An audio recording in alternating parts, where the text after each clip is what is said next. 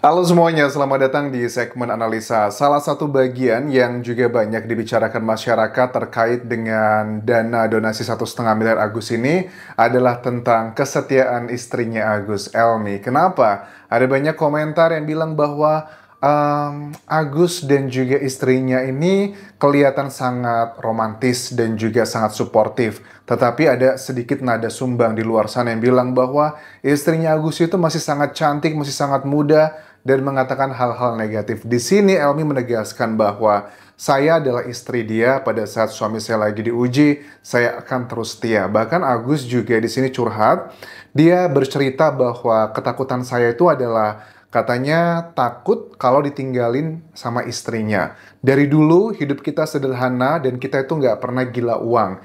Kalau seandainya kita harus memilih yang bagaimana kondisinya, apakah memilih untuk sekarang punya uang miliaran atau dengan kondisi dulu pas-pasan?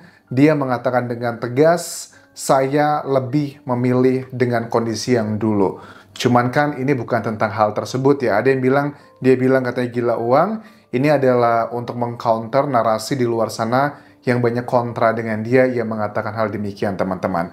Coba kita simak statement dari Agus yang dia ngerasa takut kalau harus ditinggalkan sama istrinya, teman-teman. Kadang mikir gini, apa bilang gitu, nanti kalau misalnya saya ninggalin abang gimana, gue bilang gitu abang, kalau bilang gitu kan gimana, nggak ada apa katanya dari abang katanya gitu. Oh iya, jadi Elmi bilang kalau nanti ninggalin hidup abang gimana begitu. Mungkin dalam tanda kutip kayak meninggalkan dunia ini gitu. Nanti yang ngurus abang siapa di situ. Terus? Kan aku udah janji katanya dari awal sampai sekarang katanya gitu kan nggak bakal ninggalin abang katanya gitu. Oh, itu adalah janjinya mereka tidak akan terpisahkan sampai maut yang memisahkan. Wow, it's so romantic ya. Tapi juga dari kejadian ini Agus menceritakan bahwa terkait dengan dana donasi, pada saat ditanya wartawan, apakah ada ngerasa trauma gitu menerima donasi, apalagi dia baru aja mendapatkan yang cash 50 juta, tapi itu masih ada sisa lainnya yang dikatakan adalah sekitar 100 juta atau berapapun biaya yang dibutuhkan Agus untuk operasi matanya. Dibilang trauma katanya masih ada, tapi semuanya saya pasrahkan sama Allah. Dan dikatakan juga bahwa apakah ada dendam sama Novi dengan drama-drama yang terjadi semua ini, dia mengatakan dengan tegas tidak ada dendam tersebut. Ya iya sih, ngapain dendam juga, karena kan dia mendapatkan miliaran dan Novi juga menegaskan uang tersebut sama sekali tidak akan dipakai oleh dirinya atau yayasan, tapi semuanya akan diberikan oleh Agus pada saat dulu belum ada masalah. Tapi kalau sekarang kita nggak tahu uang tersebut apakah akan 100% untuk Mas Agus, ataukah hanya untuk bagian biaya pengobatannya saja dan sisanya akan diberikan ke orang lain yang lebih membutuhkannya. Itu hati dia.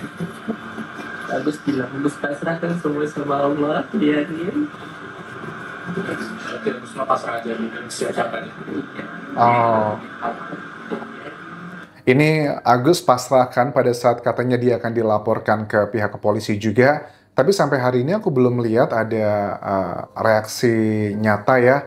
Yang Novi kan memang sempat menyampaikan dari kuasa hukumnya katanya akan membuat laporan terkait dengan donasi Agus ini. Tapi kita nggak tahu yang mau dilaporkan ini kuasa hukumnya kah atau Agusnya juga kah. Kayaknya aku tangkap Novi juga kayaknya masih dilema gitu loh. Di sisi lain kalau nanti Agus dilaporkan, ya ini akan mengganggu proses pengobatannya Agus yang harus bolak-balik mungkin dilaporkan, diperiksa. Apalagi kalau pemeriksa ternyata laporan Novi diterima oleh penyidik, kemudian ditemukan unsur pidana, dan kemudian Agus jadi tersangka, misalnya seperti itu.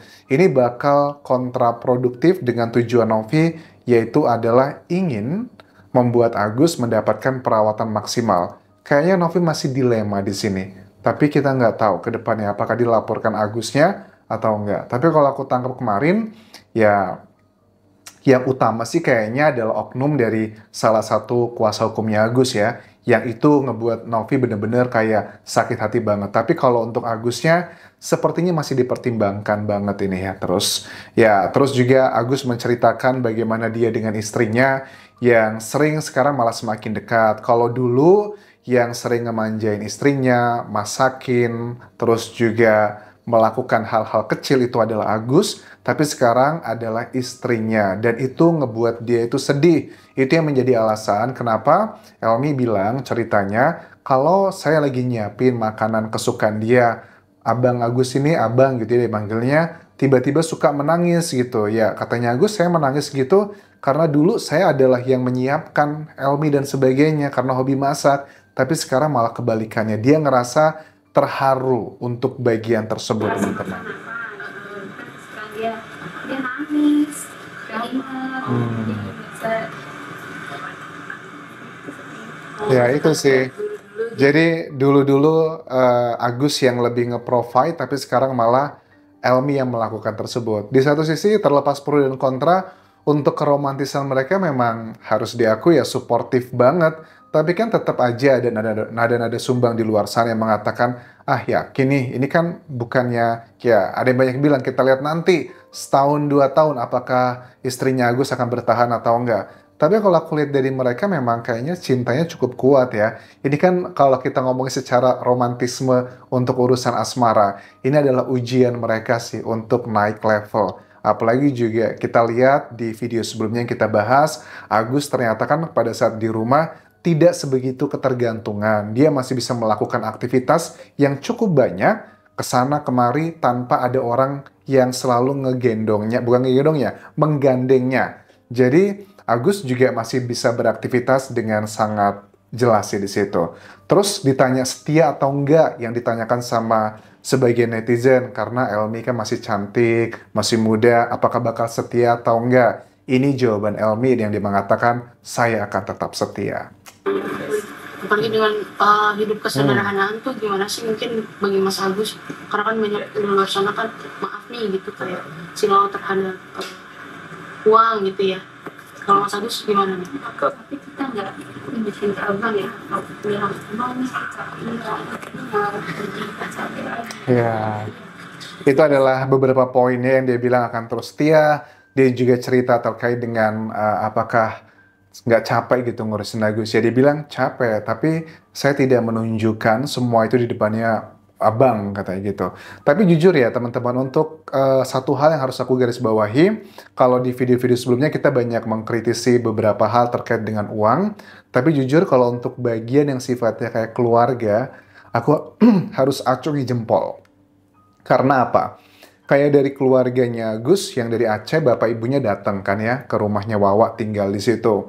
Keluarganya Wawa juga sangat suportif sekali dengan Agus, walaupun itu adalah saudara dari pihak istri. Istrinya Agus juga sangat suportif. Dari segi keluarga, Agus tuh sangat beruntung banget ya. Ternyata dia banyak yang ngedukung. Tapi ya kita nggak tahu nih, apakah dukungan yang didapatkan ini ada karena faktor yang lain ataukah tulus atau enggak. Itu semua kan adalah waktu yang akan membuktikannya. Nah kalau seandainya nih nanti pada ujungnya ternyata dana donasi yang terkumpul hampir 1,5 miliar tersebut, sisanya yang setelah dipakai berobat tidak jadi untuk diberikan ke Agus, apakah orang-orang yang begitu suportif dengan dia akan meninggalkan atau tetap bertahan?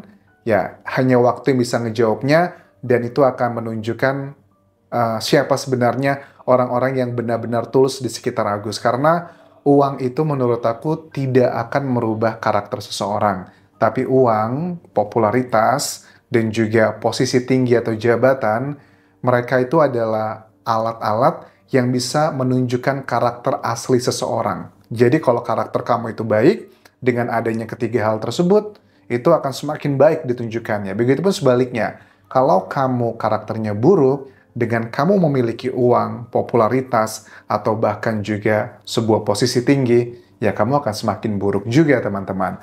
Terus dari pihaknya Agus ya, yang sekarang pun juga terutama kuasa hukumnya Agus, siapa Farhad Abbas, yang dia pun sekarang juga seluar biasa mendapatkan isu yang terkait dengan UMKM. Aku udah bahas ya beberapa kali terkait dengan isu UMKM tersebut. Ada banyak netizen yang bilang, kenapa Farhad Abbas yang selalu menggencarkan membela orang kecil, membela orang lemah.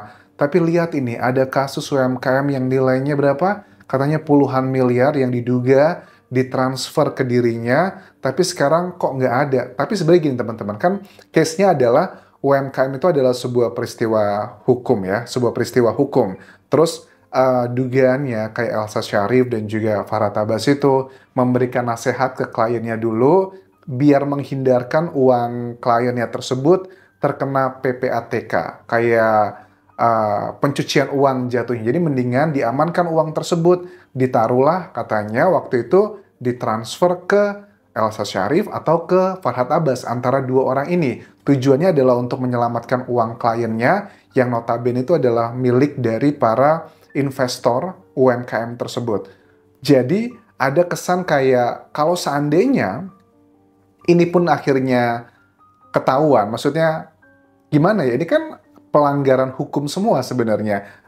Gimana ngejelasinnya juga aku nggak enak nih, karena dari UMKM itu kan salah satu modus mereka dalam tanda kutip untuk menyelamatkan uang mereka agar tidak disita kan ya, diserahkan dugaannya adalah ke kuasa hukum kliennya yang sudah menjalani hukumannya. Itu kan sudah kita pahami. Tapi kan bukankah itu sebuah tindakan pidana juga? Wah, nanti dari pihak terkait, mungkin dari pihak kejaksaan, itu mengetahui, oh berarti ada uang yang kamu sembunyikan ya ke kuasa hukum kamu, misalnya seperti itu.